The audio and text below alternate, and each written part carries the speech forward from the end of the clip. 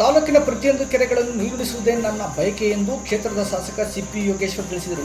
ತಾಲೂಕಿನ ಮೆಣಸಿಗನಹಳ್ಳಿ ಗ್ರಾಮದ ದೊಡ್ಡಕೆರೆ ನೀರು ಹರಿಸುವ ಪೈಪ್ಲೈನ್ ಕಾಮಗಾರಿಗೆ ಗುದ್ದಲಿ ಪೂಜೆ ಮಾಡಿ ತಾಲೂಕಿನ ಮೆಣಸಿಗನಹಳ್ಳಿ ಗ್ರಾಮದ ದೊಡ್ಡಕೆರೆ ಎಂದು ಬಿಂಬಿತವಾಗಿರುವ ಕೆರೆಗೆ ನೀರು ಹರಿಸುವ ಪೈಪ್ಲೈನ್ ಕಾಮಗಾರಿಗೆ ಗುದ್ದಲಿ ಪೂಜೆ ಮಾಡಿ ಮಾಧ್ಯಮದವರ ಜೊತೆ ಮಾತನಾಡಿದರು.